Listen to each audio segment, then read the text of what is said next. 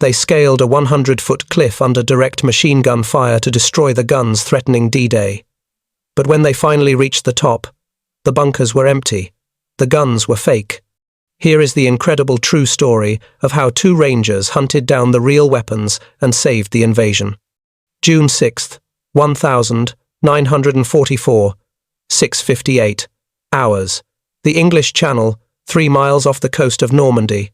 The world is a freezing grey hell of heaving water and diesel fumes.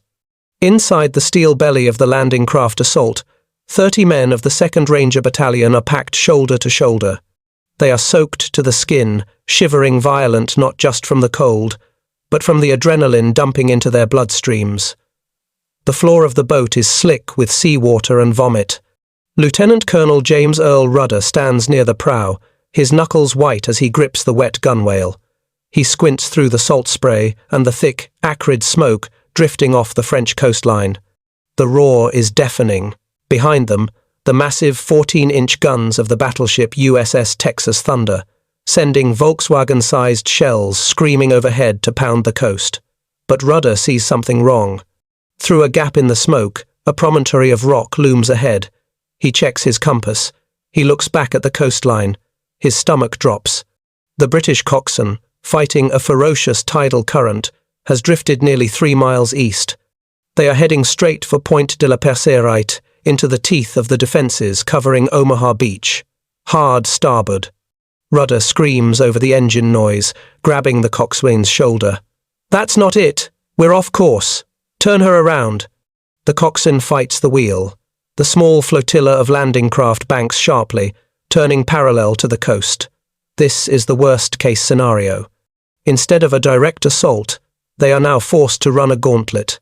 By turning west to correct their course, they are exposing the thin, unarmoured sides of their boats to the entire German coastline. On the cliffs, the German sentries of the 352nd Infantry Division can't believe their luck. They see the American boats struggling against the tide, moving slowly across their field of fire. The buzzsaw rip of MG-42 machine guns tears the morning air apart. Water erupts in geysers around the boats. Bullets hammer against the steel hulls with the sound of 1,000 sledgehammers. A 20mm flak shell punches through the side of a supply craft 50 yards to Rudder's left. The boat shudders and begins to fold, sinking in seconds, dragging critical ammunition and extension ladders down into the dark channel. "Heads down! Stay down!" A sergeant bellows, pushing a young private's helmet into the muck of the boat floor. Rudder checks his watch. 7:10. They are 40 minutes late. The bombardment has lifted. The Germans are out of their bunkers, awake, and looking right at them. The element of surprise isn't just gone, it has been murdered. The LCA surges on a swell and slams into the pebble beach with a bone-jarring crunch. The ramp drops. "Rangers, lead the way!" The men pour out into waist-deep water. The cold sucks the breath from their lungs. The air around them snaps with supersonic cracks as snipers on the cliff edge, 100 feet straight up, fire directly down into the surf. First Sergeant Leonard Lomax sprints across the narrow strip of rocky beach, his boots slipping on the loose shale. He throws himself flat against the base of the cliff. This is the only safety a terrifying blind spot directly beneath the enemy. Above him, Pointe du Hoc rises like a medieval fortress wall. It is a sheer, vertical face of jagged limestone, slick with clay and oil from the explosions. It looks impossible. "Get the rockets up! Fire the ropes!" Lomax screams. The Rangers carry a secret weapon, rocket-propelled grappling hooks. They aim the launchers upward. Whoosh! The rockets streak into the grey sky, trailing lengths of 3/4-inch manila rope and toggle ladders. But disaster strikes again. The ropes were soaked by the high waves on the approach. They are heavy with salt water. The rockets sputter against the extra weight. Hook after hook clangs uselessly against the cliff face, falling back onto the helmets of the men below like hail. Reload. Fire again. A second volley. This time, the iron claws bite. They snag on the barbed wire stakes and the shattered rock of the overhang. Go, go, go. The Rangers swarm the ropes. This is not a climb. It is a vertical sprint for survival. They are hauling 60 pounds of wet gear, ammunition, and explosives. As they ascend, the Germans realize the bombardment didn't kill them all. A German soldier leans over the lip of the cliff, a potato masher grenade in his hand. He pulls the cord and drops it. The grenade tumbles down the limestone face, bouncing off jagged outcrops before detonating in mid-air, showering the climbers with shrapnel. Private First Class Gene Elder grips a wet rope, his hands cramping. He is 30 feet up. To his left, a rope suddenly goes slack. A ranger falls backward, screaming, hitting the rocks below with a sickening thud. A German on the top has cut the line. Don't look down. Keep moving. Elder grits his teeth, pulling himself up hand over hand. Dirt kicks into his eyes as bullets chip the rock inches from his face. The roar of the ocean mixes with the screams of the wounded and the relentless thump, thump, thump of 20mm cannon fire from the flank. It is a scene of absolute chaos. Yet, inch by bloody inch, the Rangers are rising from the sea. Lomax reaches a crater halfway up the cliff, a scar left by a naval shell. He hauls himself onto the small ledge, gasping for air, his lungs burning. He looks up. The lip of the cliff is 40 feet away. He can see the flash of a Mauser rifle barrel poking over the edge. He unclips his Thompson submachine gun. He looks at the man beside him, a young corporal with blood streaming from a cut on his forehead. Topside, Lomax rasps, his eyes hard as flint. We finish this on top.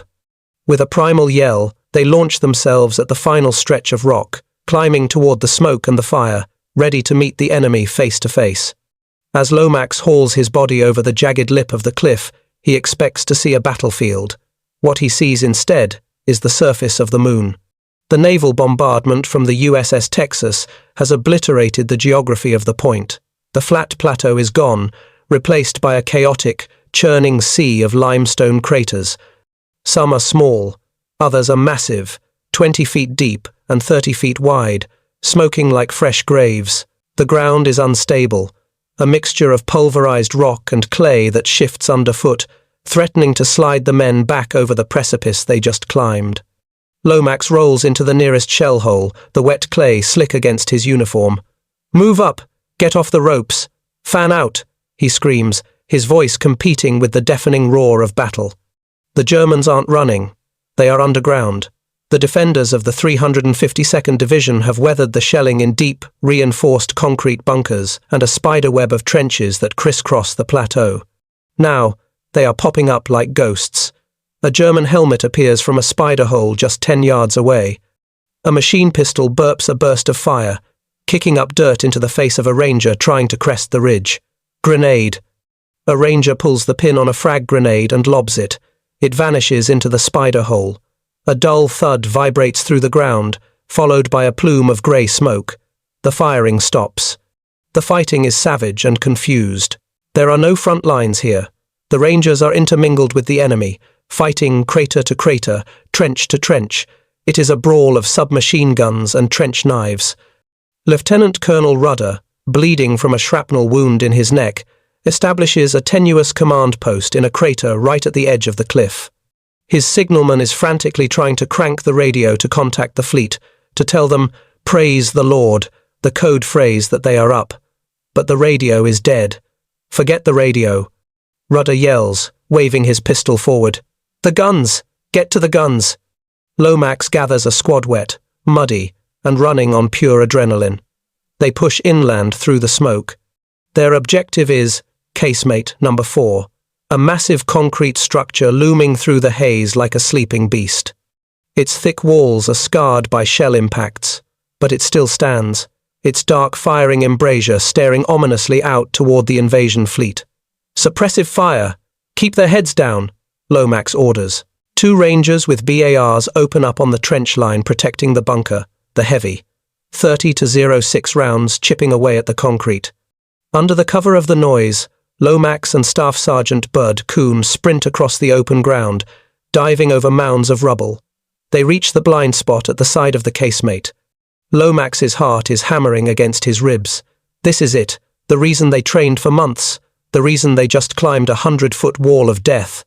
Inside this bunker sits one of the 155mm GPF cannons, capable of vaporizing the landing craft at Utah Beach. Lomax pulls a thermite grenade. He nods to Kuhn. On 3. In and out. 1, 2, 3. Lomax swings around the corner, weapon raised, ready to kill the gun crew. He steps into the gloom of the bunker and freezes. His finger tightens on the trigger, but there is nothing to shoot. The cavernous interior is damp and smells of stale air and straw. Sunlight filters through cracks in the roof, but the space is empty. There are no shell casings. There are no frantic German gunners loading breeches, and there is no gun. Lomax blinks, his brain struggling to process the image.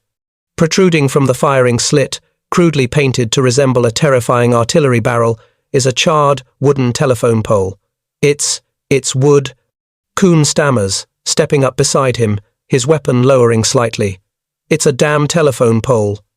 Lomax walks forward and kicks the wooden beam. It sounds hollow.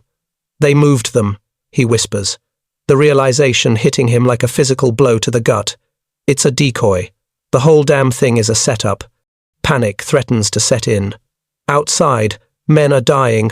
Rangers are bleeding out in the mud to destroy these guns. If the guns aren't here, where are they? A runner from another squad slides into the bunker entrance, breathless. Sarge, casemate, 1 is empty, just rubble and wood. 3 is empty too, another voice shouts from outside. The reports flood in. The most dangerous battery in France is a ghost town. The Germans had moved the guns days, maybe weeks ago, leaving these wooden dummies to fool the Allied aerial reconnaissance photos. Lomax steps back out into the daylight. The sounds of the invasion at Omaha and Utah beaches rumble in the distance, a constant, low-frequency thundering. Thousands of men are hitting those beaches right now.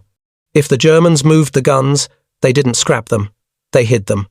And if they hid them, they are likely operational, waiting for the coordinates to open fire on the pinned-down troops. Lomax looks down at the mud near the bunker entrance. The ground is churned up, not just by explosions, but by heavy tires. Deep, distinct ruts lead away from the concrete casemates. He follows the tracks with his eyes. They lead south, away from the cliffs, across the ruined plateau, and onto a narrow dirt road that disappears into the dense green hedgerows of the French countryside. They pulled them back, Lomax says, his voice grim. He ejects the magazine from his Thompson and slams a fresh one home. He looks at Kuhn. We didn't come all this way to blow up telephone poles, Jack. What do we do, Sarge? Rudder wants us to hold the perimeter. Lomax shakes his head, looking at the tracks leading into the unknown territory inland. The mission isn't the cliff. The mission is the guns. We have to find them before they start firing. He gestures to the hedgerows. Grab your gear. We're going hunting. Lomax and Kuhn slip away from the chaotic perimeter of the cliff edge. They leave behind the shouting men, the medical corpsmen tending to the wounded, and the mortar teams trying to dig into the rock. They move south, past the ruined anti-aircraft positions, and step into the suffocating embrace of the Normandy bocage. The landscape shifts instantly. The grey, blasted moonscape of the point gives way to a lush, green maze. These are the hedgerow-sanctioned earthen mounds topped with thick, tangled vegetation that rise 10 feet high on either side of the sunken lanes. They are natural fortress walls, blocking all sightlines. The silence here is unnerving. The roar of the battle at the cliffs is muffled by the dense foliage, reduced to a distant, rhythmic thudding. The air changes, too. The acrid sting of cordite and sea salt is replaced by the heavy, sweet scent of damp earth and crushed grass. Watch the corners, Lomax whispers, his voice barely audible. He hugs the left side of the muddy track, his Thompson raised. Every shadow could be a Kraut. They move like ghosts, following the deep ruts carved into the mud by the heavy artillery wheels. They are alone, 2 men moving deep into enemy territory with no radio contact and no backup. If they run into a German patrol here, they will simply disappear. After about 1,000-yard shelf, a mile of nerve-shredding tension, the high earthen walls of the lane fall away. The tracks lead into a large, open field, bordered by tall trees. Lomax freezes mid-step. He raises a clenched fist, signaling Kuhn to stop. He drops to one knee, peering through the low-hanging branches. There, nestled in an apple orchard, hidden beneath intricate camouflage netting that breaks up their silhouettes against the sky, sit the monsters, 5 massive 155mm GPF cannons. They are lined up in a perfect row, their long, menacing barrels elevated and aimed miles away to the northwest. Lomax follows the line of sight. They are pointing directly at the transport ships, unloading the 4th Infantry Division at Utah Beach. Neat stacks of ammunition are piled beside each gun, propellant charges, fuses, and high-explosive shells ready to be loaded. The guns are fully operational. They are loaded. They are waiting for the order to fire. Lomax scans the area, his heart hammering against his ribs like a trapped bird. Where are the guards? He spots them. About 100 yards away, in the corner of the next field, a large group of German artillerymen is gathered. They seem disorganized, perhaps rallying after the confusion of the initial bombardment, or waiting for forward observers to radio in the firing coordinates. They are looking toward the sea, completely unaware that the enemy is standing in their backyard. Jack, Lomax breathes, his eyes wide. This is it. They're unguarded. Kuhn stares at the guns. If those things open up... They won't, Lomax interrupts, unclipping the thermite grenades from his webbing. Cover me. If they turn around, drop them. They have to act fast. A single shout, a single glance from a German officer, and the alarm will be raised. Lomax creeps into the open, staying low in the tall grass of the orchard. The only sound is the rustle of the wind in the apple trees. He reaches the first gun. Up close, the weapon is terrifyingly large, a machine built for industrial-scale slaughter. He climbs onto the trail leg of the gun. He pulls the pin on a thermite grenade. Unlike a fragmentation grenade, this doesn't explode with a bang. It burns. He jams the grenade directly into the traversing mechanism, the complex gears that allow the gun to aim left and right. Hiss. The grenade ignites, burning at over 4,000 degrees Fahrenheit. The intense chemical heat liquefies the steel gears instantly, welding the moving parts together into a useless, fused lump of metal. Lomax jumps down and sprints to the second gun. He repeats the process. Pull, place, burn. Kuhn moves to the third gun. He smashes the delicate optical sights with the butt of his submachine gun, the glass shattering onto the grass. Go! Move! Lomax hisses. They move down the line with methodical, desperate speed. 4th gun, 5th gun. They run out of grenades on the last cannon. Lomax doesn't hesitate. He grabs his trench gun, wraps the barrel around the traverse handwheel, and smashes it with all his strength, bending the steel shaft and destroying the sighting mechanism. Let's blow the powder, Kuhn whispers, eyeing the stacks of propellant charges. One match, and this whole orchard goes up. No. Lomax grabs his shoulder, pulling him back. Too much noise. We blow that ammo. The whole German army knows exactly where we are. We need to get back and hold the road. They take one last look at the battery. The impossible guns, the target of the entire D-Day operation, are now nothing more than expensive scrap metal. The barrels still menace the coast, but they are toothless. They will never fire a single shot at the boys on Utah Beach. Lomax and Kuhn slip back into the shadows of the hedgerows, retracing their steps toward the cliffs. As they break cover back near the command post, a runner from Colonel Rudder intercepts them, his face pale. Sarge, did you find anything? The colonel is about to radio the fleet that the mission failed. Lomax wipes the sweat and grease from his face. He looks back toward the silent orchard, then out toward the sea where the invasion fleet sits, unaware of how close they came to disaster. Tell the colonel the guns are dead, Lomax says, a grim, exhausted smile touching his lips. Mission accomplished. The Rangers had climbed the unclimbable wall. They had been tricked by the enemy. But in the end, 2 men in a quiet apple orchard had just saved the invasion.